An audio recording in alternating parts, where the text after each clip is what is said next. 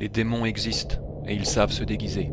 Ils sont derrière la plupart des phénomènes paranormaux, derrière les fantômes et les extraterrestres. Une enquête sur différents phénomènes paranormaux fait ressortir un point commun chez ces derniers, en l'occurrence la démonologie. Admettons que vous ne soyez pas d'accord avec moi sur les démons, ni sur le fait que la foi catholique traditionnelle est nécessaire pour le salut.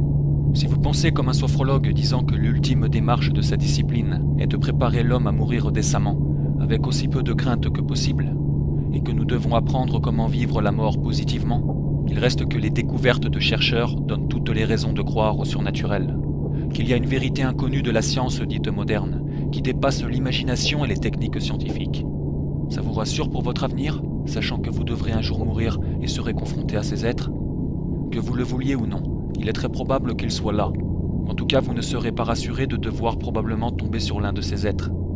Si, comme sur Terre, quelqu'un ne serait pas rassuré de déménager dans un quartier complètement étranger au sien, aussi bien en termes d'acclimatation qu'en relations humaines, qu'est-ce qui vous donnera la force de passer dans l'au-delà, en sachant que les arguments qui vous ont été présentés sur la vie après la mort ne semblaient pas du tout idiots, puisqu'ils se basaient sur des conclusions d'éminents scientifiques?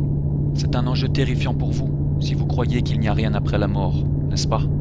Si je vous indiquais un repère de démons, ce serait comme un chasseur vous disant qu'un énorme requin habite dans tel coin de l'océan. Tant que vous n'êtes pas sous l'eau, la vérité paraît moins effrayante. Et même si vous doutez de l'existence de ce requin, il s'en fiche de ce que vous pensez. Seul importe pour lui le moment où vous tomberez dans cette portion d'eau. Il s'en fiche de quelle direction vous viendrez, pourvu que vous veniez à lui.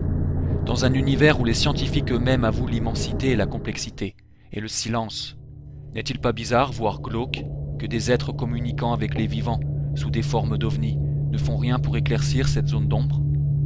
Pourquoi ne se révèlent-ils pas davantage dans l'univers et continuent-ils à communiquer avec les vivants pour leur donner du réconfort?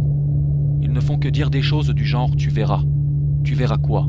Si déjà durant cette vie ils ne font pas progresser la société, ni ne montrent sérieusement plus de portions de l'espace, que pouvons-nous attendre d'eux après la mort? Ce retrait, ce désintérêt de prétendue divinité pour l'homme est sur une large mesure similaire à la relation des musulmans avec Allah, que personne ne connaît et qui est donc dans l'ombre. Les extraterrestres disent pareil. Fais-nous confiance et obéis, nous sommes quelque part dans l'ombre, et bientôt nous nous verrons.